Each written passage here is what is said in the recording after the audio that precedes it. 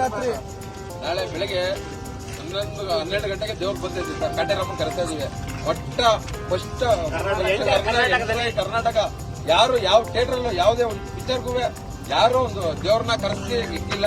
ನಮ್ಮ ಭಾಷೆ ಹೇಳೋರೆ ನಮ್ಮ ಮನೆ ದೇವ್ರು ಕಟ್ಟೆರಮ್ಮ ಅಂತ. ಅದಕ್ಕೆ ಆ ದೇವ್ರನ್ನ ಕರೆಸಿ ಇಲ್ಲಿ ಕುಳಿಸಿ ಆ ತಾಯಿ ಆಶೀರ್ವಾದ ಮಾಡಬೇಕು ಅಂತ ಅದೊಂದು. ಅದಾದ್ಮೇಲೆ ನೈಟು 7 ಗಂಟೆಗೆ ಸರ್ ಸೆಲೆಬ್ರೇಷನ್ ಜೋರಾಗಿರುತ್ತದೆ.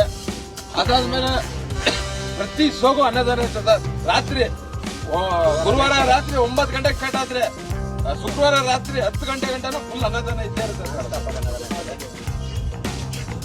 ಅದು ಕರ್ನಾಟಕದಲ್ಲಿ ಇದುವರೆಗೂ ಯಾರು ಮಾಡದಿರಂತ ರೆಕಾರ್ಡ್ನ ಮೆಜೆಸ್ಟಿಕ್, ಮಂಡ್ಯ, ಮದ್ದೂರು ಅಂತಾರೆ.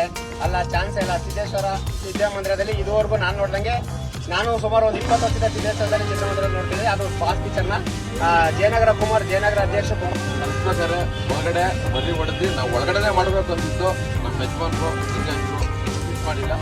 ಆಚೆ ಕಡೆ ಇದು ಮಾಡಿ ದೇವಸ್ಥಾನ ಮೇಲ್ಗಡೆ ದೇವರು ಇದೆ, ಅದರಿಂದ ಅವ್ರು ಇದು ಮಾಡಿಲ್ಲ. ಆ ತಾಯಿ ಹೊರಗಡೆ ಬರ್ಬೇಕಾದ್ರೆ ಬರೀ ಎಲ್ಲ ಅಲ್ಲಿ ಬೆಲೆ ಕೊಟ್ಟು ಅದನ್ನ ಪ್ರಸಾದ, ಅದು ಮಟನ್ ಬಿರಿಯಾನಿನೂ ಮಾಡ್ತಾ ಇದ್ದೀವಿ, ಅದ್ರ ಜೊತೆಗೆ ವೆಜ್ಜು ಮಾಡ್ತಾ ಇದ್ದೀವಿ, ಎರಡೂ ಮಾಡ್ತಾ ಇದ್ದೀವಿ.